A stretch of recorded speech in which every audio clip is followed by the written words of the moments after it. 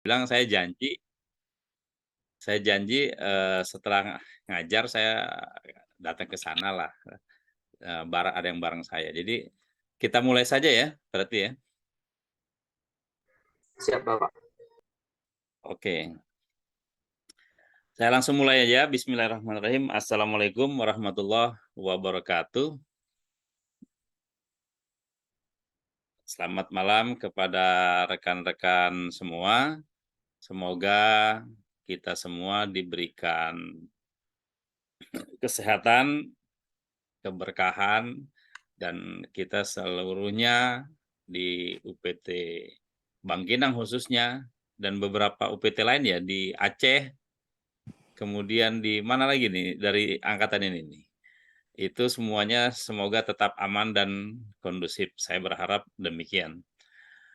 Kemudian, saya juga berharap rekan-rekan bisa memberikan yang terbaik dalam melaksanakan pelatihan ini. Artinya dibutuhkan atensi dari teman-teman semua, rekan-rekan semua, sehingga, kegiatan tukar-menukar pengalaman, sharing ilmu, dan lain sebagainya, sharing pengetahuan, bisa berjalan dengan baik dan lancar. Baik, saya langsung saja ya. Kita coba lihat apa namanya, yang apa, PPT kemarin ini. Kemarin sudah saya berikan videonya belum ya? Belum, Bapak. Kemarin karena jaringan kan. Oh gitu ya?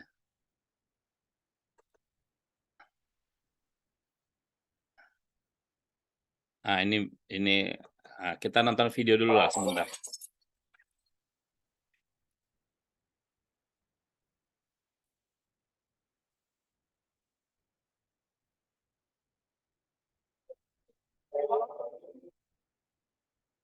Videonya terlihat belum? Ya, terlihat Bapak. Sudah Sudah, ya, Bapak. terlihat ya? Oke, kita tonton bersama ya. Ini adalah salah satu simulasi penggunaan kekuatan di Lapas Pasir Putih ya, di Nusa Kambangan. Dan ini saya sering, datang ke sana dan sekaligus langsung menonton, beberapa kali saya bahkan menonton bagaimana mereka melakukan simulasi, dalam menangani kerusuhan-kerusuhan di dalam lapas ataupun terhadap narapidana yang melakukan perlawanan. Oke, kita tonton sejenak saja, cuma beberapa menit saja ini.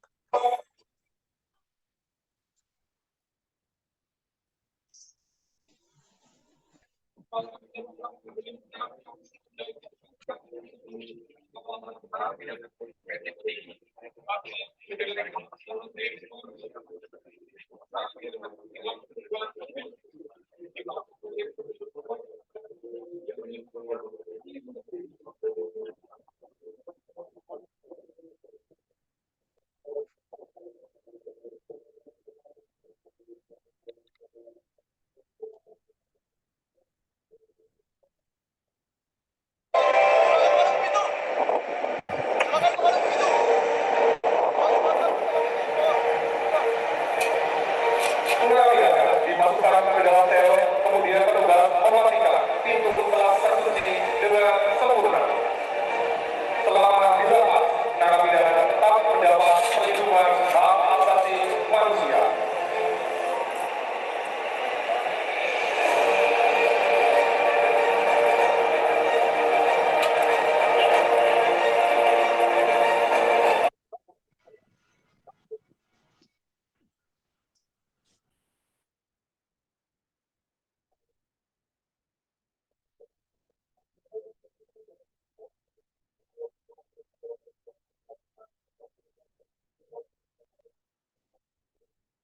Dalam bulan ini, orang narapidana melakukan gangguan keamanan dengan tindakan provokasi dan mencoba merusak dalam wilayahnya.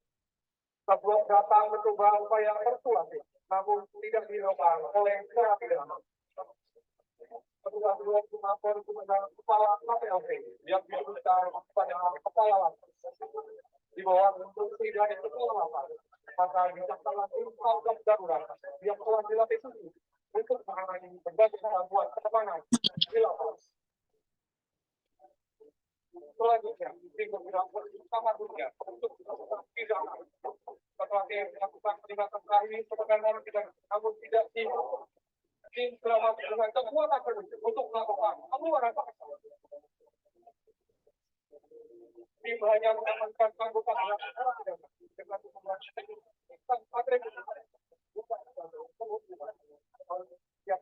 yang dilakukan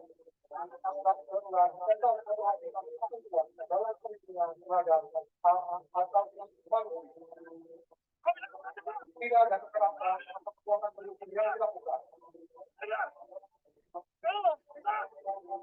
Tidak yang menggunakan kekuatan baik cara untuk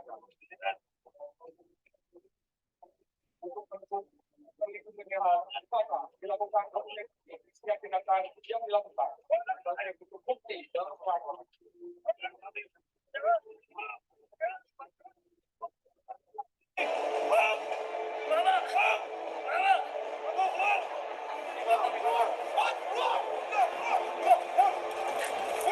Namun, untuk yang kedua kalinya, pelarangan dilakukan dengan upaya menyerang petugas. Narapidana kemudian dipindahkan ke sebagai tempat konservasi perilaku hingga dilakukan cukup kooperatif dan tidak membahayakan sebelum dikembalikan ke kamar dunia.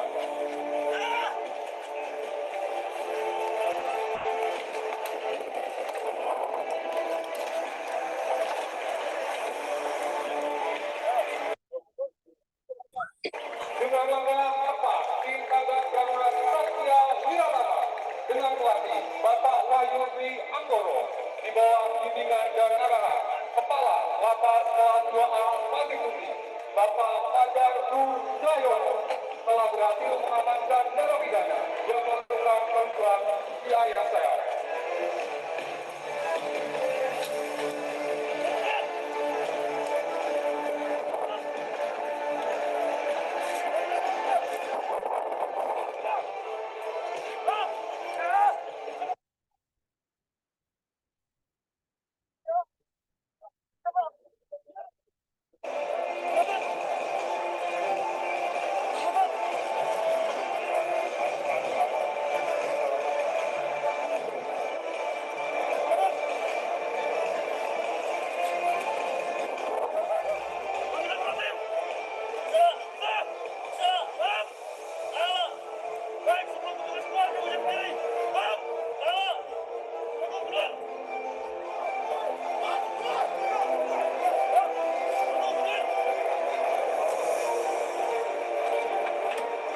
Hadirin dan tamu undangan yang terhormat, inilah tim tanggap darurat alumni PPI Angkatan 31 Satya Wirabata.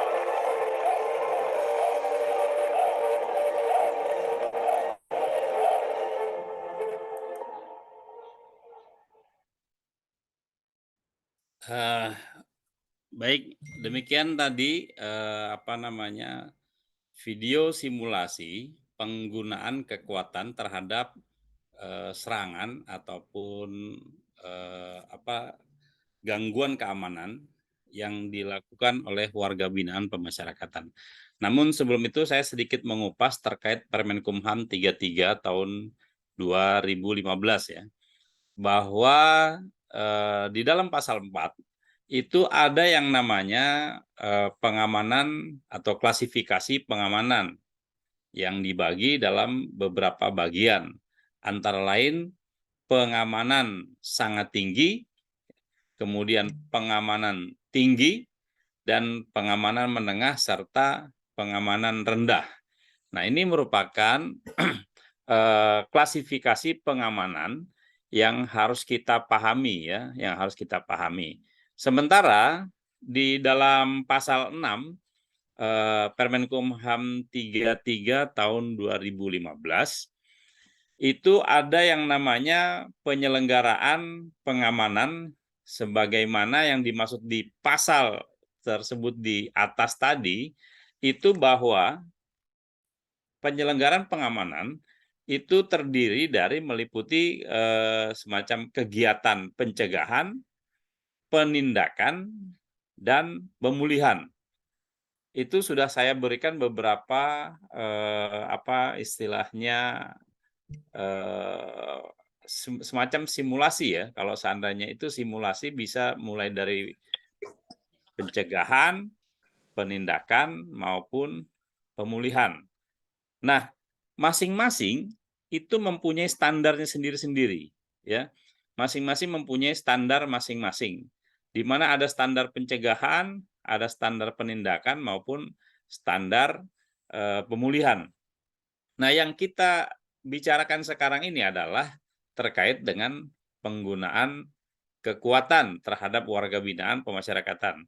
Nah, ini masuk dalam kategori standar penindakan apabila standar apa maksud saya apabila penindakan ini diperlukan kalau seandainya ada perlawanan dari narapidana. Nah, standar pencegahan yang sebelumnya harus kita lakukan itu bisa dilakukan dengan cara-cara persuasif misalnya. Contoh kehadiran petugas itu termasuk salah satu apa namanya dalam rangka melaksanakan pencegahan. Kenapa? Karena kalau kita langsung mengadakan perlawanan ataupun penindakan ya dengan fisik dan sebagainya, itu merupakan satu langkah-langkah penindakan yang apabila narapidana yang bersangkutan sudah melakukan perlawanan. Nah, itu yang saya pernah sampaikan kalau tidak salah seperti itu. Kemudian dari video yang ada tadi, saya menginginkan apa namanya perspektif pemikiran dari rekan-rekan semua, ya. Perspektif pemikiran dari rekan semua, karena kita sifatnya adalah diskusi ataupun bisa dilakukan dengan cara sharing atau tukar-menukar pikiran, maka bagaimana perspektif pemikiran dari rekan-rekan semua terkait dengan simulasi video tersebut. Silakan, saya ingin memberikan kesempatan kepada rekan-rekan bagaimana mengomentari dari simulasi video tersebut. Ada yang mau disampaikan, silakan.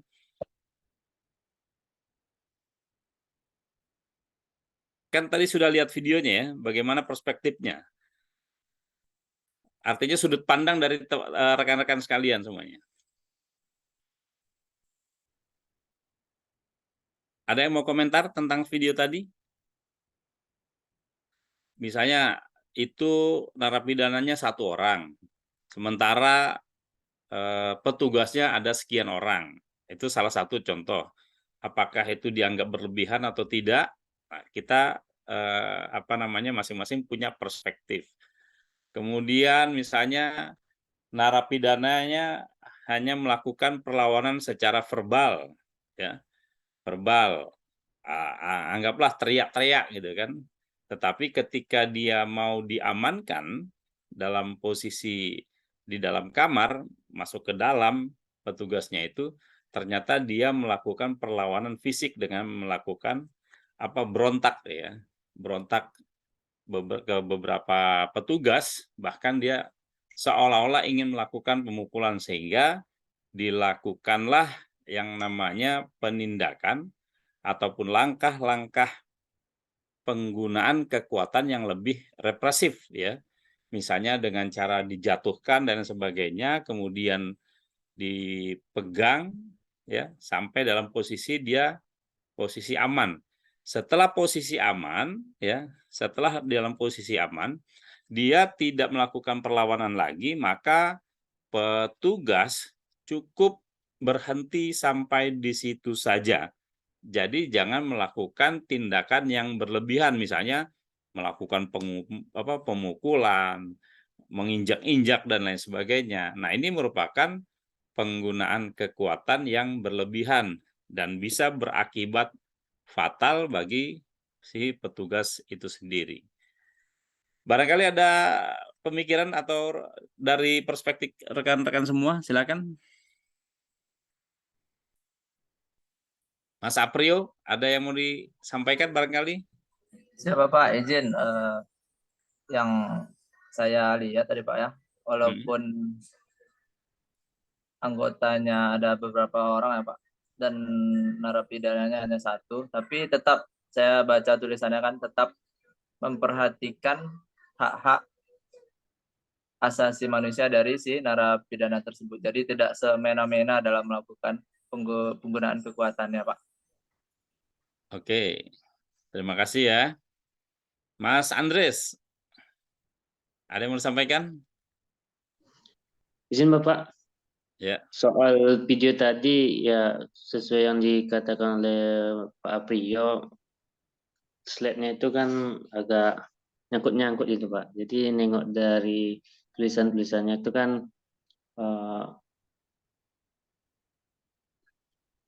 satu WBP ditangani oleh beberapa petugas Pak, dengan cara melakukan tindakan sesuai dengan ya main kayak penahanan pakai tangan atau gitu Pak. Jadi yang ingin saya tanyakan gini Pak, seandainya kan petugas WBP ini ya mana tahu kan dia memegang sesuatu benda tajam atau gimana Pak, sedangkan waktu saat bergolombolan itu kan nggak, pastinya nggak kepikiran kayak gitu Pak. Mana tahu langsung nusuk itu gimana tuh Pak? Apakah boleh melakukan tindakan yang lebih daripada itu lagi Pak? Ya macam Pak.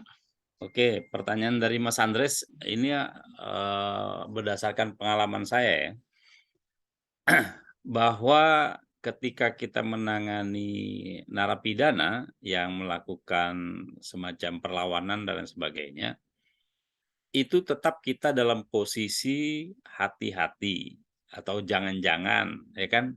Awas, jangan-jangan. Nah, itu posisi hati-hati ya artinya.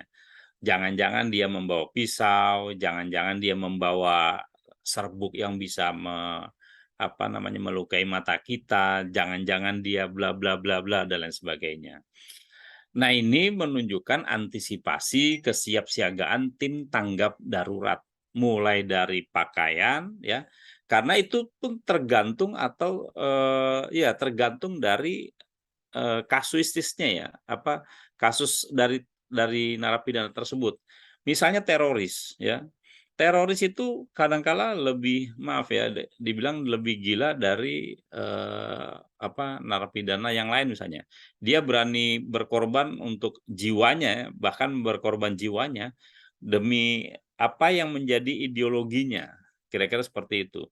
Nah, ini merupakan satu kasus yang harus kita antisipasi. Jangan sampai kita lepaskan begitu saja. Makanya dengan siap siaganya di seorang petugas ya, dengan beberapa orang petugas bahkan menggunakan pakaian khusus, yaitu pakaian tim tanggap darurat atau TTD. Nah, itu bentuk-bentuk kesiapan untuk menangani penanggulangan terkait dengan narapidana tersebut ya. Jadi dari segi pakaian sudah siap, kemudian dari segi strategi pengamanannya sudah siap, dari cara jalannya misalnya kan di situ ada formasi tombak, formasi ini dan lain sebagainya. Itu ada beberapa formasi. Kalau seandainya gerombolan atau kerusuhan yang itu dilakukan oleh beberapa narapidana yang dalam kelompok banyak, maka bisa menggunakan misalnya formasi anak panah dan lain sebagainya. Kalau tadi memang standar dia, ya, dia menggunakan formasi lurus saja, tapi dalam membuka pintu dia sangat berhati-hati, kira-kira seperti itu. Nah, inilah yang harus kita lakukan dalam menangani kekerasan atau perlawanan dari narapidana. Saya pernah, ini sudah saya cerita belum ya?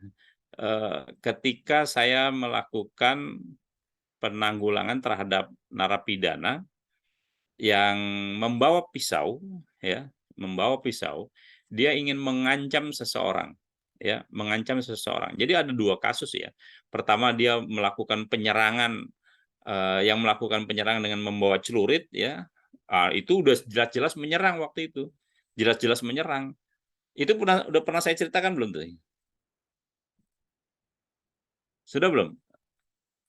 Yang narapidana membawa celurit menyerang seorang KPLP. Siap sudah Pak. Siap, sudah Pak, Yang itu yang membawa celurit. Nah, untuk yang membawa pisau ini ada lagi yang membawa pisau ini. Itu preman betul, premannya Pontianak itu. Nah, dia ingin mengancam petugas, baru mengancam, tapi hanya mengacung-acungkan senjatanya itu atau pisaunya itu. Nah, kita bagaimana melakukannya itu? Sementara hampir semua pegawai itu takut atau tidak berani menghadapi dia, si preman itu. Dan saya tidak gentar untuk menghadapi hal-hal yang semacam itu. Bahkan saya terus maju walaupun saya ditahan oleh pegawai-pegawai atau staf-staf yang lain. Nah, itulah saya langsung melakukan pendekatan persuasif. Apabila dia tidak melakukan penurunan pisau itu, ya saya kejar dia. Nah, sampai dia ke kamar, barulah dia meletakkan pisau itu. Nah, inilah bentuk-bentuk bagaimana kita melakukan penanggulangan ibaratnya bahaya gangguan kamtip yang diakibatkan atau yang disebabkan oleh narapidana yang bersangkutan. Jadi, ya prinsipnya kita harus tenang saja, jangan sampai emosi juga jangan terlalu kita bawa dan lain sebagainya. Kira-kira seperti itu. Oke, ada lagi yang ingin mengomentari tentang video itu? Kita langsung ke apa namanya? Ini kan kita udah semua nih ya.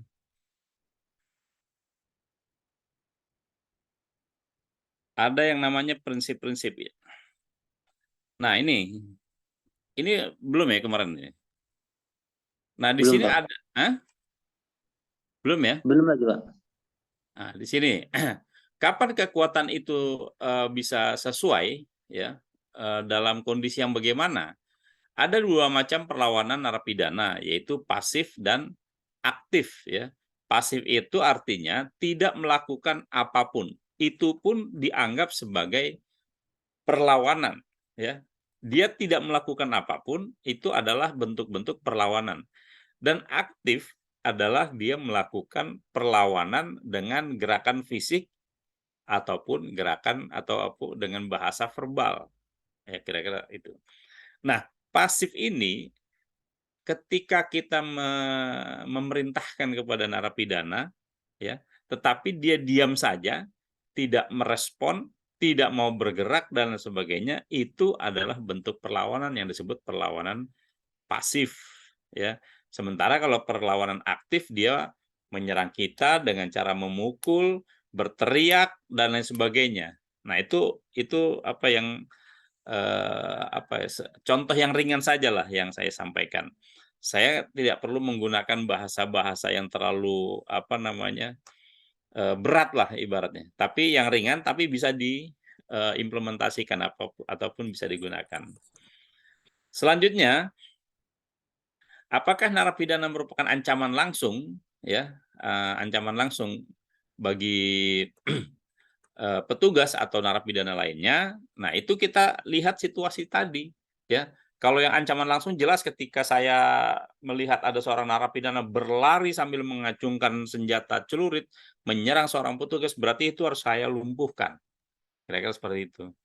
Kemudian kalau dia hanya mengacung-acungkan saja tanpa gerakan ke depan atau maju ke depan, nah itu bagaimana caranya melakukan antisipasi itu ya kita harus lakukan dengan cara persuasif lah.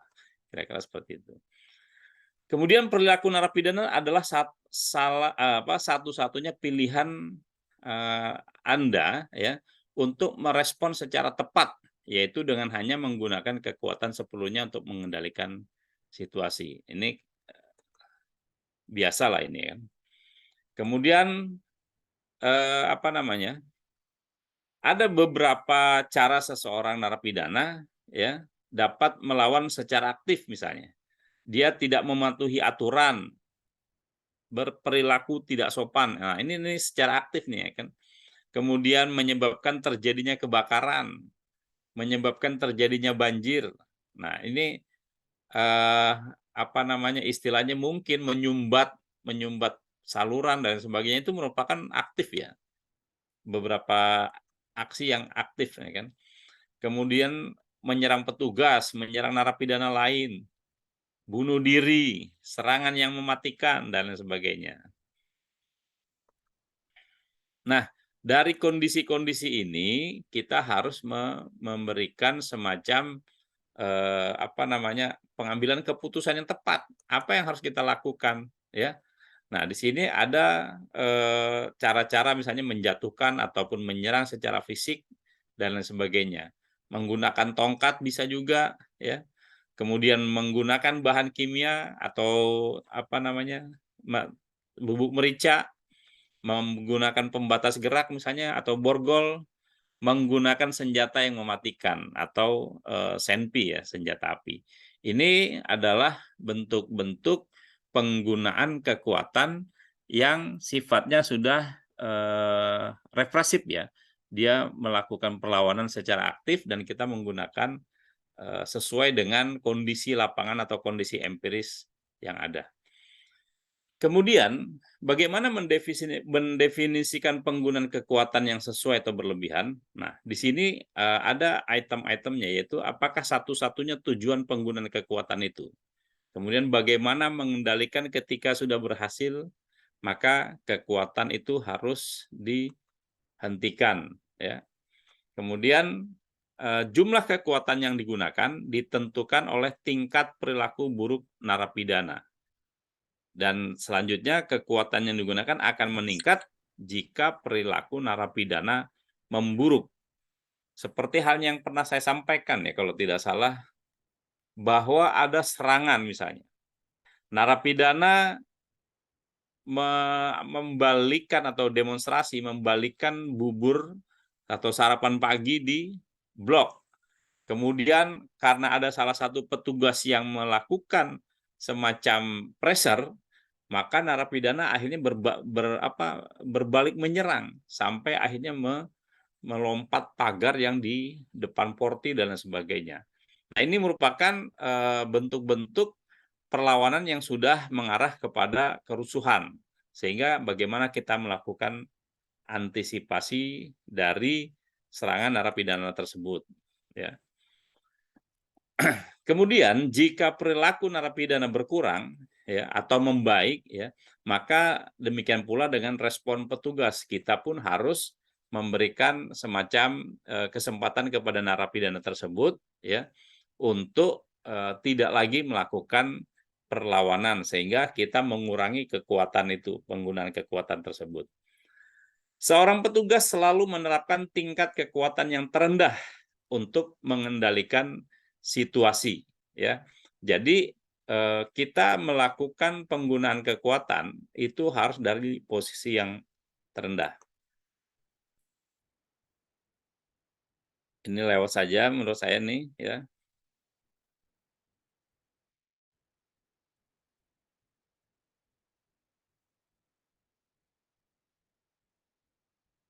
Ini lewat.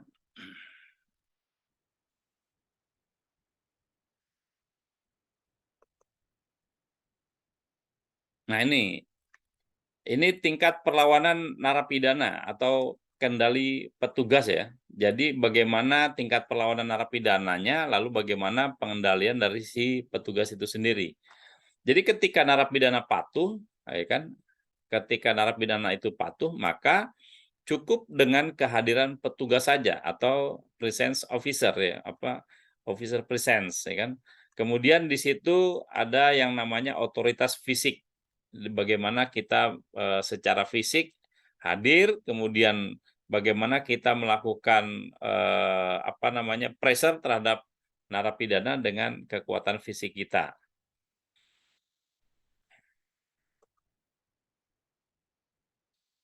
Nah, kemudian ada tingkat perlawanan narapidana, ya. Tingkat perlawanan narapidana di mana ketika perlawanan pasif kita harus menggunakan berat badan, ya. Kemudian narapidana duduk dan menolak untuk bergerak atau bekerja sama misalnya kan. Jadi yang saya contohkan tadi itu narapidana secara pasif tidak memberikan respon terhadap perintah-perintah yang dilakukan oleh petugas.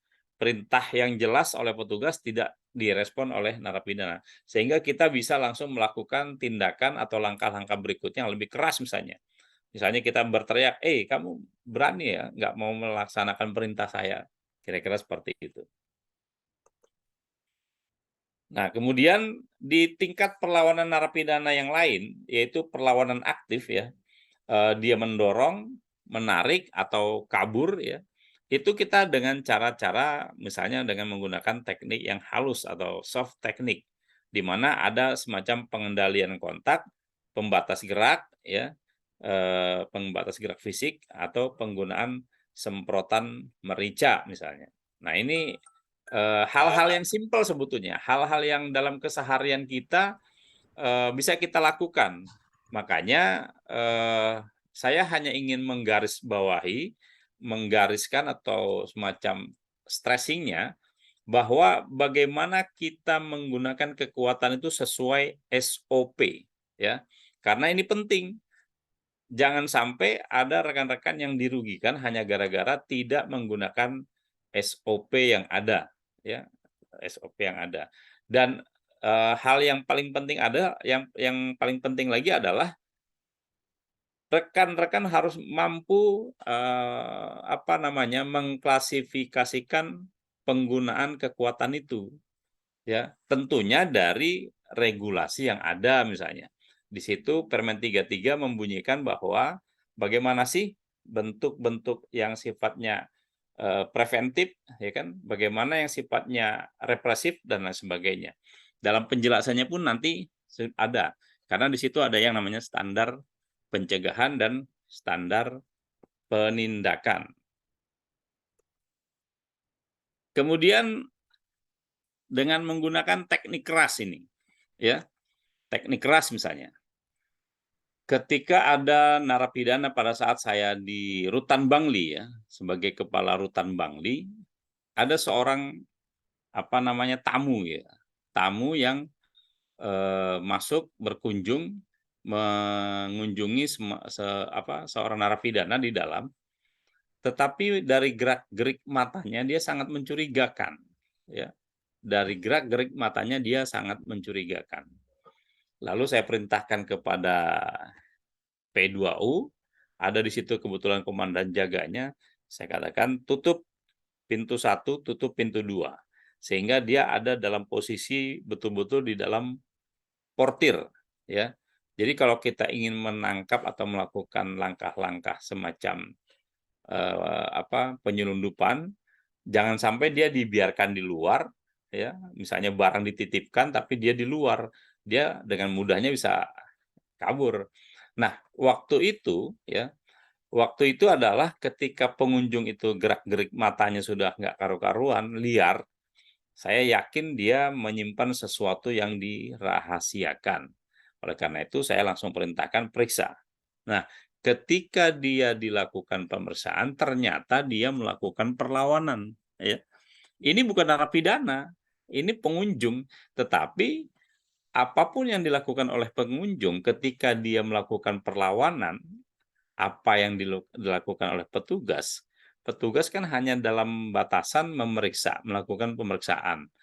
Itu hanya batasan-batasan yang memang sudah sesuai dengan SOP apabila pemeriksaan itu dilakukan.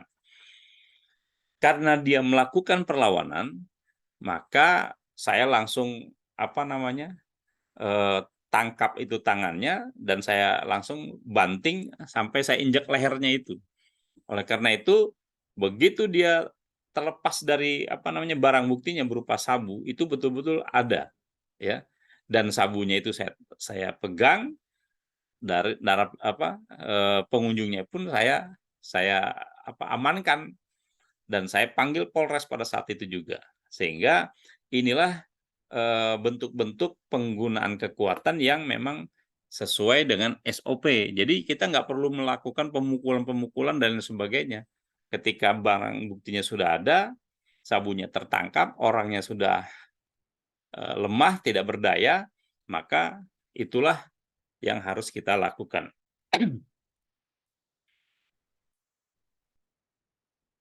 Nah, ini selanjutnya nih, ya. Kekuatan yang mematikan. Nah, ketika mereka memang menggunakan kekuatan yang berlebihan, misalnya kabur, kemudian dia melakukan penyerangan, maka kita bisa menggunakan kekuatan yang bisa mengakibatkan dia luka serius atau lumpuh, ya, bahkan sampai pada kematian. Inilah perlawanan ataupun penggunaan kekuatan yang terakhir bagi seorang petugas lapas yang tentunya harus disahkan juga, dalam arti disahkan apakah penggunaan senjata itu bisa dilakukan atau sah, ya.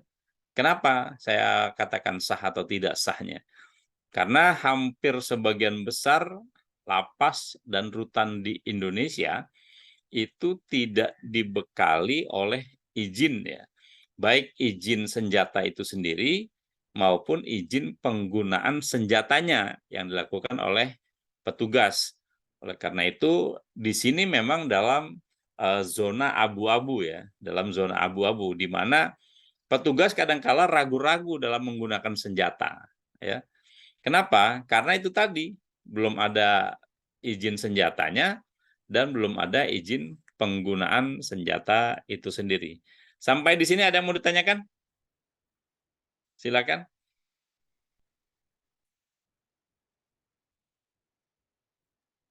Izin Bapak, Ya. itu yang terkait penggunaan dengan menggunakan tongkat itu Pak. Menahan cara penggunaannya itu gimana? Menahan gitu aja atau tongkat itu dilayangkan ke orangnya atau tokok aja kepalanya itu gimana itu Pak? Nah, ini kan penggunaan tongkat itu, ya kan, tujuannya supaya melumpuhkan dia, melumpuhkan yang bersangkutan. Kalau dia memang melakukan perlawanan secara fisik, otomatis kita bisa gunakan tongkat itu.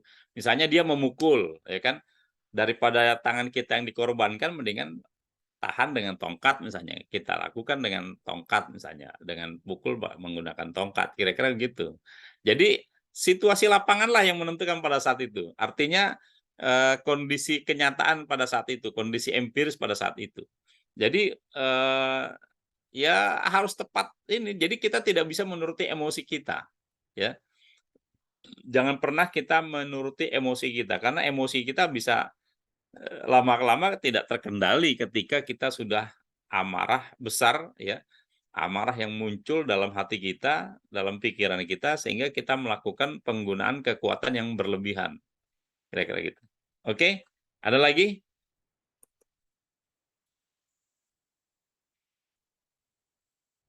Ini apa namanya? Saya memberikan semacam ini dengan rinci, ya. Dari penggunaan kekuatan ini sangat rinci sekali sehingga jangan sampai ada yang melakukan kekeliruan dalam hal penggunaan kekuatan. Nah, di sini ada ini nih, prinsip-prinsip, ya. Sebentar. Nah, ini misalnya nih, kekuatan fisik yaitu dan bukan hanya penggunaan bahan kimia, teknik pengendalian fisik, menjatuhkan ataupun menyerang, penggunaan pembatas gerak, serta penggunaan senjata, tongkat, atau senjata api. Ya. Kemudian kekuatan mematikan hanya digunakan dalam situasi yang memungkinkan adanya ancaman serius atau yang akan mengakibatkan kematian, luka serius, baik pada tubuh narapidana ataupun orang lain. Ada yang mau tanya lagi? Ini baru satu poin, ya, dari penerapan Permenkumham 33 2015. Baru satu poin, masih banyak lagi yang ini kan, misalnya penggeledahan itu bagaimana, kemudian pemeriksaan, penggeledahan atau pemeriksaan, kemudian inspeksi, ya, itu banyak bahan-bahannya sebetulnya.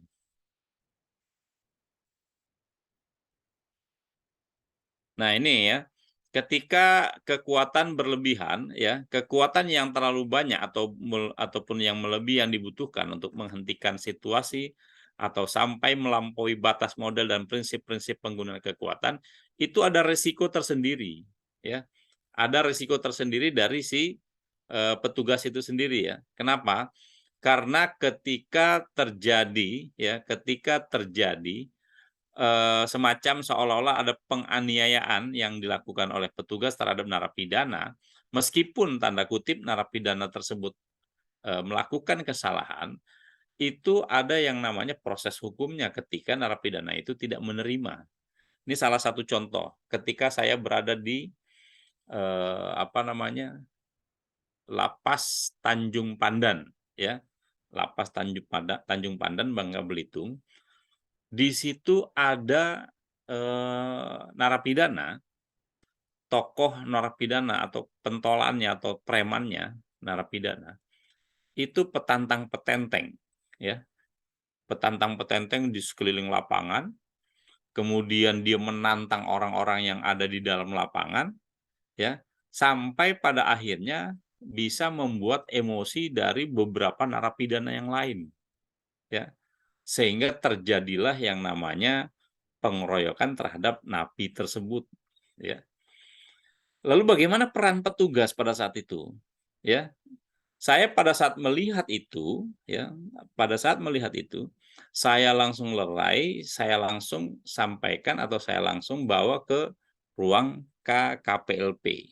Karena KKPLP itulah yang melakukan semacam investigasi ataupun apalah yang melerai lah atau mengendalikan situasi keamanan dan ketertiban.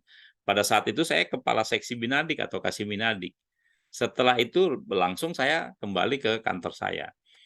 Tiba-tiba tidak lama kemudian ada gerada-geruduk sampai pada akhirnya narapidana tersebut meninggal dunia. Mati di tempat. Bayangkan, mati di tempat pada saat itu. Dan itu siapa yang melakukan? Sebagian petugas dan sebagian narapidana. Pada saat narapidana itu diserang oleh narapidana yang lain, kesempatan petugas itu melakukan balas dendam terhadap preman yang ada yang melakukan yang petantang petenteng itu. Nah, inilah sebagian ya dilakukan oleh petugas dan sebagian lagi dilakukan oleh narapidana lainnya. Besoknya ya, ketika saya mengantar narapidana itu, bukan besoknya, hari itu memang kita antar langsung narapidana itu ke rumah keluarga korban atau narapidana itu. Orang tuanya sudah ibaratnya udah menerima, keluarganya sudah menerima dan lain sebagainya. Tiba-tiba besoknya ada demonstrasi besar-besaran yang dilakukan oleh tanda kutip mengatasnamakan pihak keluarga. Nah, itu juga bagaimana melakukan pengendalian itu semua.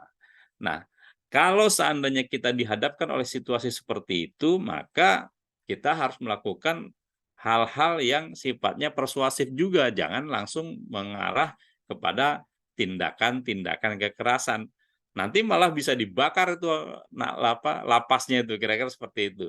Oleh karena itu, sekali lagi, penggunaan kekuatan harus tepat, ya, tepat sesuai dengan perlawanan yang dilakukan atau seimbang lah, balance, kira-kira gitu. Oke. Nah, ini setiap penggunaan kekuatan fisik mensyaratkan penulisan laporan secara tertulis yang menjelaskan situasi yang membutuhkan kekuatan, tindakan yang diambil untuk mengatasi situasi, gambaran luka atau cedera yang dialami narapidana ataupun petugas, serta langkah-langkah yang dilakukan. Nah, ini yang sangat penting lagi nih, prinsip ini. Jadi ketika rekan-rekan semua sudah melakukan atau sudah menggunakan kekuatan, ya, yang paling penting adalah pembuatan laporan secara tertulis, ya, dalam situasi apapun, kapanpun, dan lain sebagainya. Karena selama ini kadang-kadang petugas jaga itu abai, ya, abai. Jadi dia ketika melerai melerai perkelahian ataupun melakukan penggunaan kekuatan misalnya di ke dalam dan narapidananya itu dipukul dan sebagainya atau tidak dipukul pun tidak dibuatkan laporan. Nah, itu hanya dilaporkan ke KPLP saja. Komandan jaga hanya melaporkan ke KPLP, Pak, ini ada yang ini Pak. Ibaratnya kami melakukan langkah-langkah seperti ini, 1, 2, 3, bla bla bla bla. Itu hanya dengan verbal saja. Padahal, ya, prinsipnya setiap kejadian apapun harus dilaporkan secara tertulis. Artinya bisa saja dalam bentuk laporan atensi. Jadi jangan sampai malah dikanter oleh narapidana atau bahkan keluarga narapidana itu sendiri. Ya, misalnya penggunaan kekuatan yang kita lakukan itu sangat pas atau seimbang, tetapi besoknya ada laporan bahwa petugas jaga atas nama A melakukan penganiayaan terhadap narapidana ini bla bla bla bla. Dia buatlah yang namanya dipukul sendiri dan sebagainya, dicoret sendiri pakai pisaunya. Itu tidak menutup kemungkinan seperti itu. Nah, pada saat kita membuat laporan, kita harus membuat secara tertulis. Langkah-langkahnya ini adalah A, B, C, D, dan sebagainya. Kemudian kita foto kalau perlu, bahwa mukanya masih wajar, mukanya masih ini, dan sebagainya. Nah, kalau seandainya itu sudah dilakukan, maka kita sudah aman. Ini untuk apa? Untuk melakukan pencegahan, ya, melakukan pencegahan di kemudian hari, ternyata ada laporan-laporan dari keluarga narapidana ke kepolisian bahwa dia melakukan penganiayaan. Pernah kan saya contohkan kemarin ada yang namanya penganiayaan yang dilakukan oleh seorang petugas terhadap narapidana yang mengakibatkan sampai buta, ya. Narapidana tersebut sampai buta, dan ini kasus besar nasional ini akhirnya, ya. Secara nasional akhirnya tim saya di Direktorat Jenderal Pemasyarakatan yang langsung turun tangan ke ke Bangka Belitung, ya, waktu itu. Jadi tim kita melakukan investigasi terhadap petugas yang melakukan penganiayaan terhadap narapidana sampai dia posisinya sampai buta. Itulah yang harus menjadi resiko akhirnya, ya. Yang menjadi resiko dari petugas itu karena dilakukan pemeriksaan terkait dengan penganiayaan yang dilakukan. Sampai terus-menerus istilahnya diserang terus oleh lawyernya. Nah, ini kasihan si petugasnya. Padahal waktu itu ibaratnya dia hanya dalam tanda kutip hanya melakukan sebagaimana tugasnya gitu, tapi sampai mengakibatkan narapidana tersebut sampai buta, kira-kira gitu. Oke, kita lanjutkan ya. Laporan selanjutnya ditinjau oleh para pimpinan lapas untuk menentukan apakah petugas itu telah bertindak dengan tepat, ya, serta untuk merevisi atau memberi pelatihan ulang kepada petugas. Laporan juga dapat digunakan untuk mendukung pendisiplinan narapidana di masa mendatang. Nah, ini pentingnya laporan. Jadi ketika apapun yang dilakukan oleh petugas harus dilaporkan secara tertulis.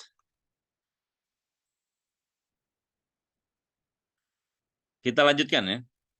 Laporan ini juga dapat digunakan dalam sidang internal lapas untuk menentukan sanksi jika narapidana secara sengaja mengakibatkan gangguan keteraturan operasi lapas, ya, dalam lapas. Nah, ini juga bisa digunakan dalam referensi ya terhadap misalnya dalam sidang TPP ketika napi itu mendapatkan sanksi. Nah, ini sebagai referensi sehingga tidak sia-sia kita melakukan langkah-langkah tindakan penggunaan kekuatan. Nah, ini ada lagi nih, terkait prinsip-prinsip penggunaan kekuatan. Kemarin hanya bicara tentang metode atau istilahnya mekanisme penggunaan kekuatan. Nah, sekarang adalah prinsip-prinsipnya. Ini penting ini, ya. Prinsip penggunaan kekuatan, ya. Kekuatan hanya digunakan sebagai respon atas perilaku buruk narapidana. Itu hanya sebagai respon dari perilaku buruk narapidana. Untuk itu tidak boleh melebihi dari yang sesuai dengan yang ditentukan. Kemudian prinsip kedua, ya, hanya menggunakan kekuatan seminimal mungkin untuk mengendalikan situasi.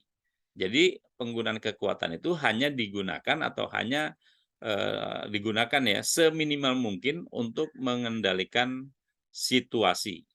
Ya, kita lanjutkan dulu. Ini prinsip yang ketiga.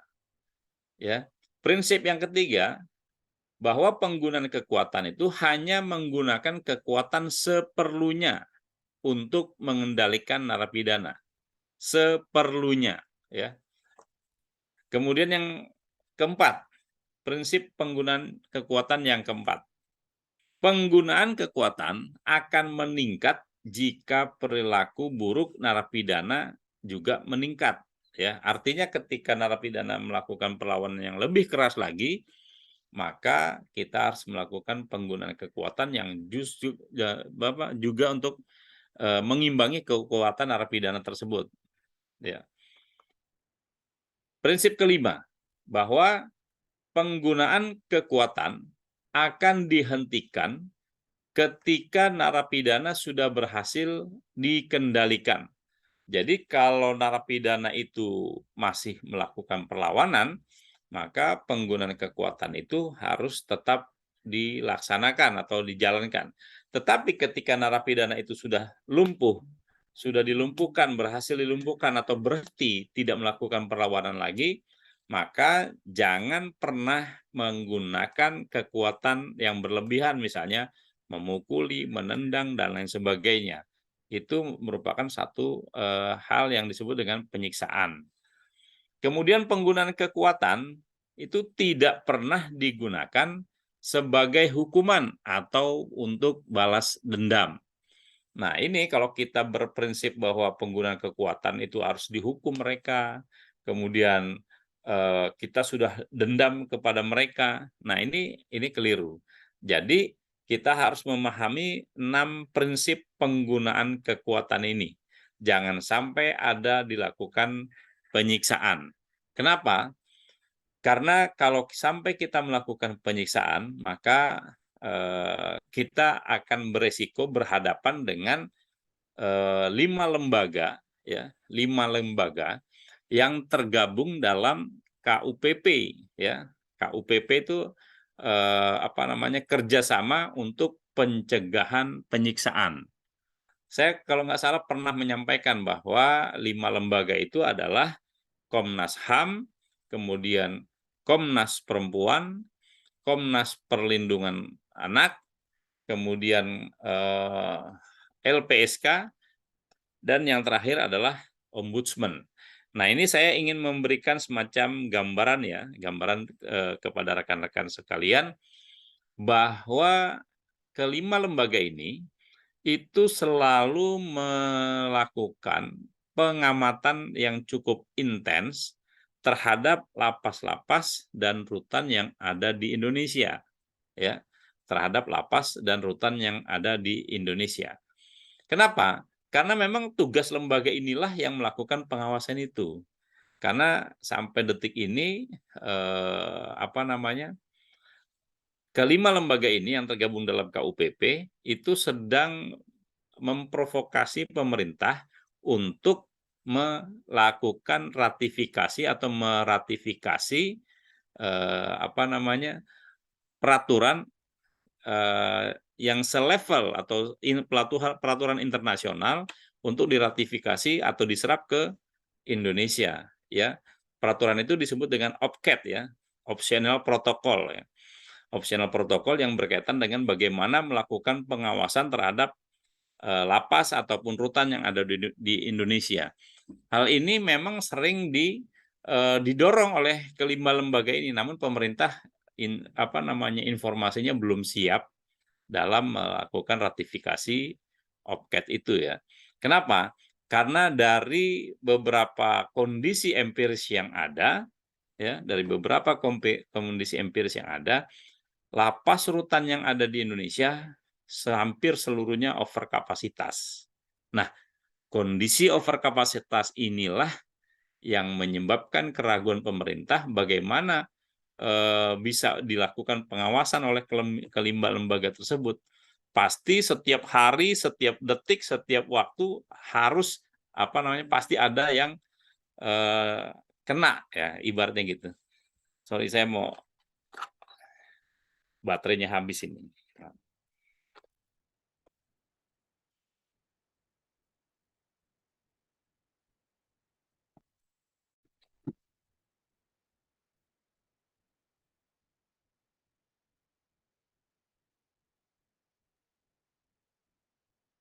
Nah, jadi kira-kira seperti itulah bahwa lapas rutan yang ada di Indonesia itu belum siap dilakukan pengawasan yang sifatnya kontinu terus-menerus oleh kelima lembaga tersebut.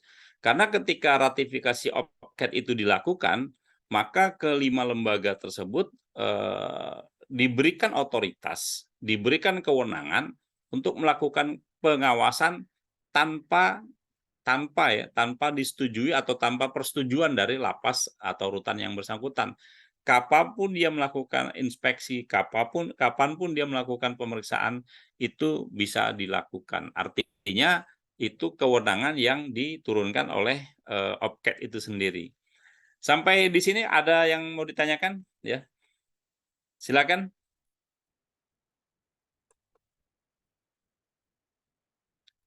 Kita harus peran aktif ya semuanya. Jadi sebagaimana prinsip dari pembelajaran heterogogi, bahwa ini adalah pembelajaran yang sifatnya dari kita untuk kita semua.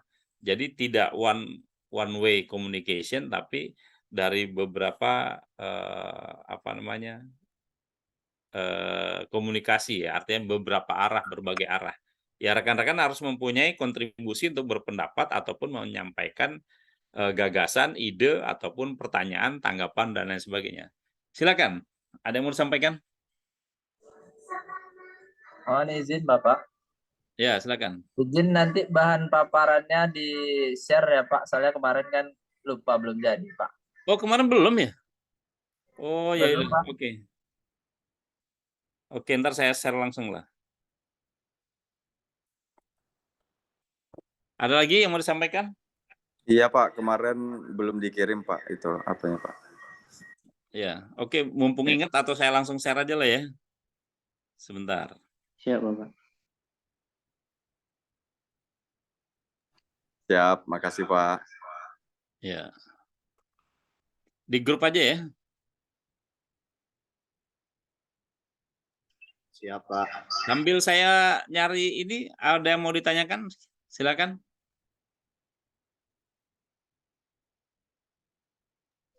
Izin, Bapak. Ya.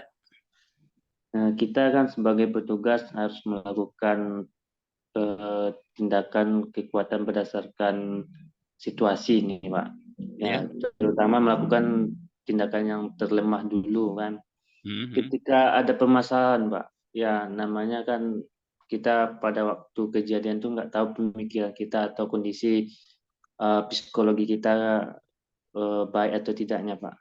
Tiba-tiba ada permasalahan, kita melakukan penggunaan kekuatan langsung dengan yang beratnya itu, Pak.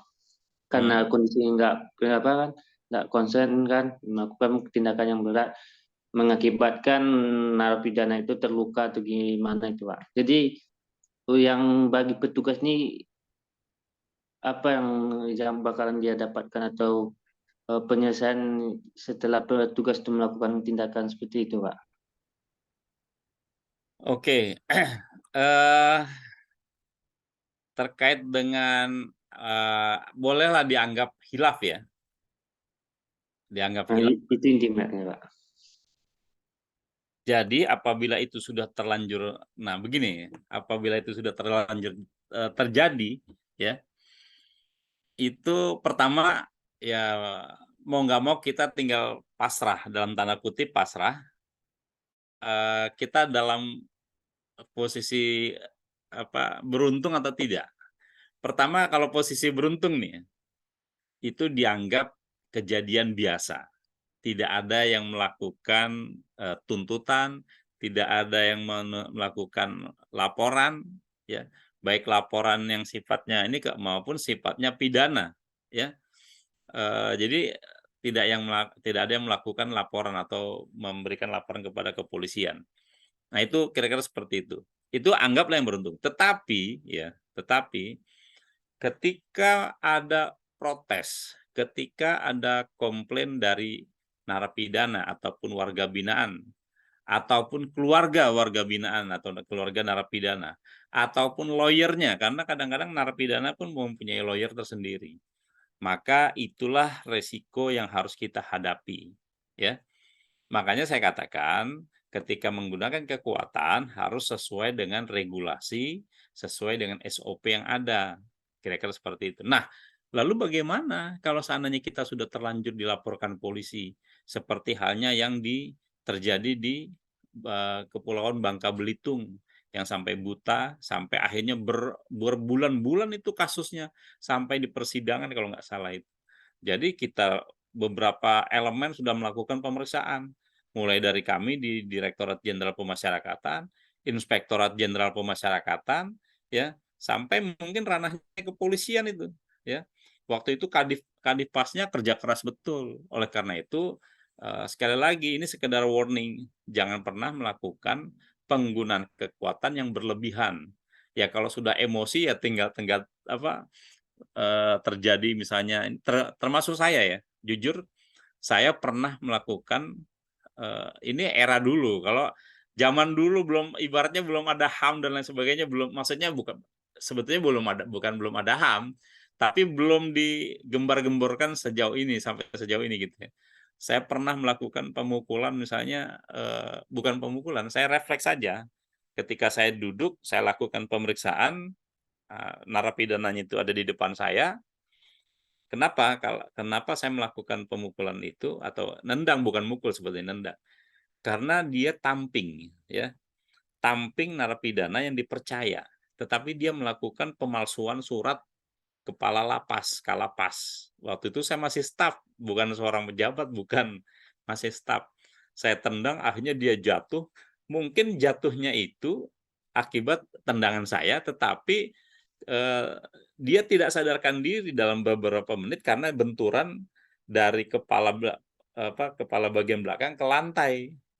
Jadi ada dua kemungkinan, karena tendangan saya atau kena benturan dia jatuh di kepalanya bentur ke lantai.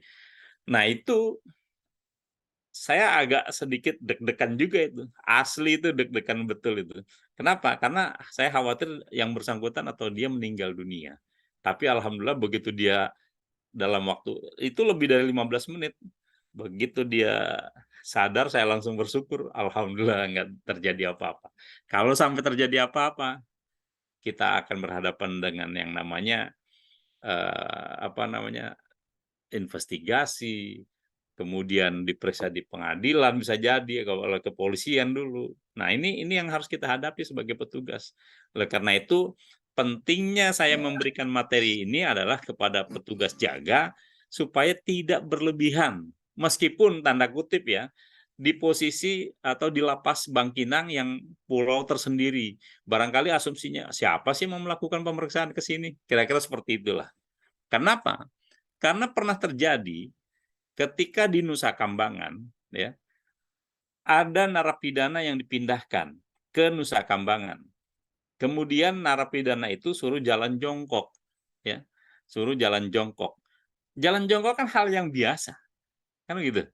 Tetapi masalahnya adalah ada salah satu pengawal dari kepolisian dari Brimob yang memvideokan itu. Kemudian sebetulnya dia tidak berniat ya, tidak berniat untuk melakukan semacam apa ya. Dia coba memvideokan, kemudian di-share ke apa namanya? Ke medsos. Dan itu sampai ke level pimpinan tingkat atas. Akhirnya apa? KPLP-nya langsung dicopot dan masuk ke Ditjenpas, kira-kira begitu. Nah inilah yang menjadi basic atau yang menjadi dasar kita dalam penggunaan kekuatan. Jalan bebek apa sih penggunaan kekuatannya? Kan hanya jalan biasa, cuman sambil ditarik-tarik gitu aja. Itu sedang menuju ke kapal dari pelabuhan Wijayapura itu. Nah inilah yang disebut kalau seandainya kalian nggak beruntung, walaupun itu tidak bermaksud untuk melaporkan, tetapi itu sudah menjadi masalah besar. Nah, oke, tadi Mas Andres yang ini. Saya rasa itu ya. Jadi tetaplah penggunaan kekuatan harus sesuai dengan standar yang yang kita lakukan. Ini masih share-nya masih yang ini ya tadi apa? Apa sudah berbeda nih? Udah berubah ya? Masih itu Pak, yang penggunaan kekuatan penggunaan kekuatan tidak pernah digunakan lagi Pak. Masih ya? Atau ini?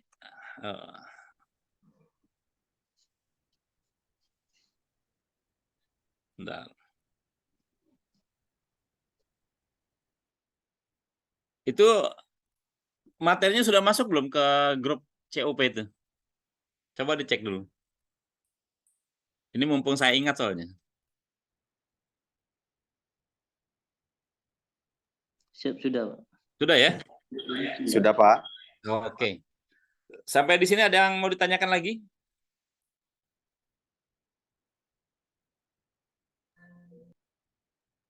Sudah cukup mengerti, Pak. Lagian kan Bapak mau ada kegiatan gitu, Pak. Nanti saya dimarahi panitia nih atau penyelenggara nih 1,5 jam. Oke, saya ambil beberapa poin sedikit saja ya terkait dengan penggunaan kekuatan ini. Ini yang terakhir adalah prinsip-prinsipnya nih ya sampai 6 prinsip. Nah, kemudian di sini ada apa namanya resumenya nanti ya.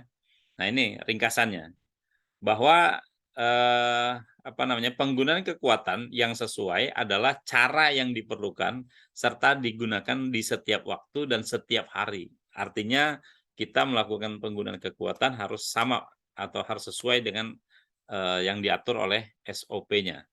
Dan kekuatan fisik hanya digunakan apabila dibutuhkan. Nah, perhatikan itu. Kekuatan fisik hanya digunakan apabila dibutuhkan. Selain itu, kita harus selalu berusaha untuk mempraktekkan hak asasi manusia yang efektif ketika menggunakan kekuatan terhadap narapidana manapun. Jadi tidak membeda-bedakan antara satu narapidana dengan narapidana lainnya atau equal. Harus sama ya. Nah, ini materi terkait dengan penggunaan kekuatan itu sudah saya rampungkan di pertemuan kedua ini. Saya berharap rekan-rekan semua itu paling tidak mampu mengimplementasikan apa namanya penggunaan kekuatan dalam pelaksanaan tugas sehari-hari ya, itu yang pertama. Kemudian saya berharap juga nanti saya akan semacam memberikan satu kasus-kasus kasus-kasus tertentu atau studi kasus untuk mendiskusikan ya. Kemarin sudah saya kasih tugas ya. Siap, sudah, Pak. Nah, Bapak. Saya belum sempat melakukan pemeriksaan ini karena yaitu tadi saya hari-hari banyak kegiatan yang nggak bisa ditinggalkan, makanya kita ininya malam-malam juga ini, nggak apa-apa lah. Saya juga berharap rekan-rekan itu tidak hanya dalam hal praktek saja di lapangan ya, tetapi rekan-rekan juga harus mampu membuat satu laporan secara tertulis ya, secara tertulis. Jadi saya ingatkan ini, sekedar mengingatkan, apapun kejadiannya, ketika kita sedang bertugas, buat catatan khusus, buat laporan khusus bahwa ada hal-hal yang harus dilaporkan secara tertulis. Dan itu kita simpan baik-baik. Kenapa? Karena ketika terjadi masalah, ketika terjadi misalnya ada laporan dari warga binaan, ada laporan dari keluarga, ada laporan dari penasehat hukum, kita sudah siap dengan jawaban-jawaban ataupun catatan-catatan yang kita miliki. Sehingga kita tidak dibuat panik ya ketika kita sudah memberikan laporan itu kepada untuk diri kita sendiri. Kira-kira seperti itu. Oke, saya rasa apa yang saya sampaikan hari ini mungkin sudah istilahnya sudah tuntas ya untuk penggunaan kekuatan. Barangkali besok ada satu diskusi-diskusi ataupun tema-tema yang lainnya yang bisa kita diskusikan bersama atau penyelesaian tugas-tugas sesuai dengan yang diamanatkan oleh penyelenggara ya. Karena tugas itu penting bagaimana membahas tentang materi kita. Dan saya menginginkan besok ketika kita diskusi semuanya harus bicara ya. Semua harus bisa berbicara sesuai dengan perspektif pemikirannya masing-masing. Saya rasa itu saja. Kira-kira ada yang mau ditanyakan? Saya beri kesempatan lagi untuk 1 atau 2 orang bertanya.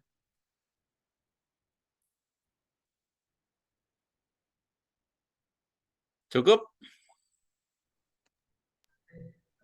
Kayaknya udah cukup. Baik, terima kasih ya atas atensinya. Oh ya, jangan lupa absen ya. jangan lupa absen, kemudian Ya, Bapak. jangan lupa di screenshot. Saya juga belum screenshot ini untuk bukti alat bukti saya. Siap, Apa? Pak. Nanti ketua kami akan screenshotnya, Pak. Oke. Yang tadi udah belum ya?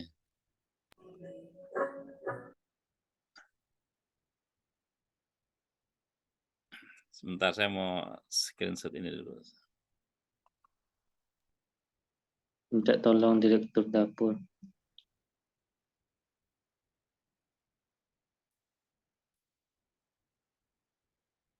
Untuk apa namanya? COP apa web COP-nya sudah bisa dikuasai ya?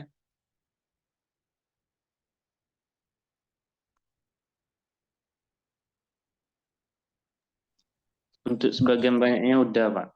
Untuk yang selengkapnya bisa kami tanyakan sama ketua kami ini, Pak. Oke.